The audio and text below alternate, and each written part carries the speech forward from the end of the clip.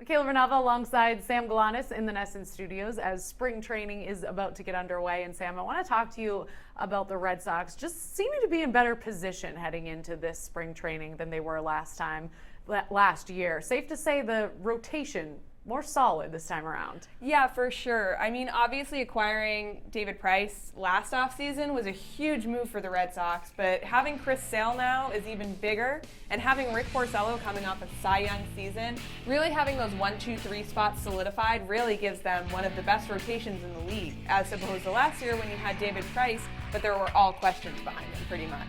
Also, less questions surrounding the lineup, who's going to play where. They seem to have that nailed down.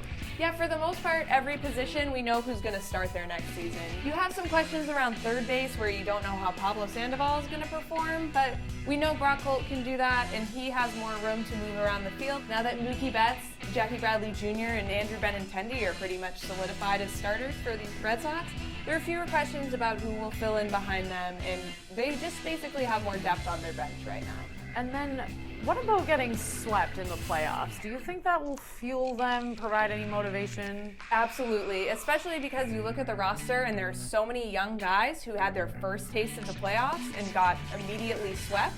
And they had the best offense in baseball, and the Indians held them to 7 runs in the ALDS through the first 3 games. So they're definitely gonna want to come back and right the ship and make it to the World Series. So Red Sox fans should be optimistic about a fresh start in 2017. Yeah, for sure. This is definitely on a better track than last season. All right, well, keep it on Nesson.com for all your Red Sox news.